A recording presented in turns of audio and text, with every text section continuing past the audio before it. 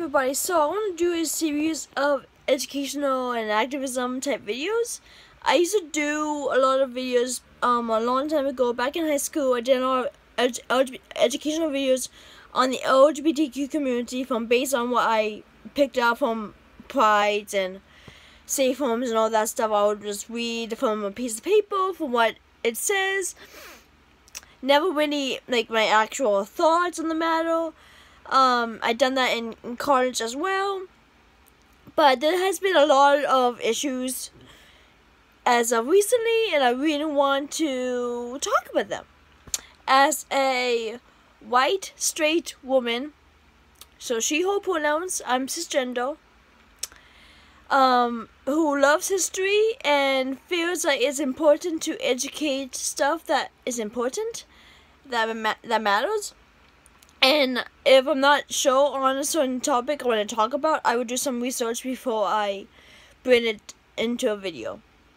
So, the first thing I want to talk about in this video is how impressive children's shows have become. Now, when I was a kid, I was always into like Sesame Street and Arthur and Mr. Rogers' Neighborhood and all that cool stuff. And looking back, like I'm so happy about the evolution of seeing all these inclusion of all these different characters. I know on Sesame Street, I believe they introduced a black family, and that's great. That makes me really happy. We get to see more inclusion on a kids show, so that more people would see, more kids can see themselves reflected on their TV screen, so they don't feel like they don't matter, like they do matter. Now, when it comes to Sesame Street, now when I was younger, I did went to Sesame Place in Pennsylvania, which I don't really remember because I was a kid, but I did see a picture of me in between of Oscar the Grouch and Big Boy, I believe, if I remember correctly. I need to look at the picture again. But anyways, so Sesame Place, which is a great place for kids to be with their favorite characters from Sesame Street, has gone into some controversies as of recently. And I have heard about this from The View. Like, some of the characters from Sesame Place would pay more attention to the white children than they do for the children of color, for the black children, or for like the minority type children.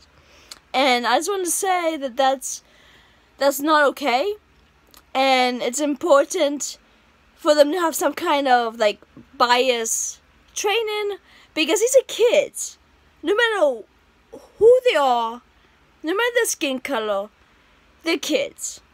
And it makes them feel kind of crappy when there's one of their favorite characters that isn't paying any attention to them. And it breaks my heart just because they're kids, and that's not how you treat kids. Kids need to have respect. And this is an issue that needs to be brought to light and have awareness for. I'm not an expert on this type of subject. I mean, I never actually faced racial discrimination because I'm white, but as a human being, I know it's just not, and it's not okay, and it bothers me a lot. I just want this to be the first issue I speak up on, because I feel like to be a good ally, you need to speak up. You can't be silent. You have to speak your mind and put it out there. Don't be silent, because silent is deadly. If you love these children, then you need to speak up and make sure that they're being treated equally, and that all of their favorite characters are giving them hugs and give them attention, because every child is special and every child matters. It doesn't matter who they are, and it's one. So I hope I hope this has been an enlightening video, and see you next time in another topic. Bye everybody, take care. I hope you all like this video.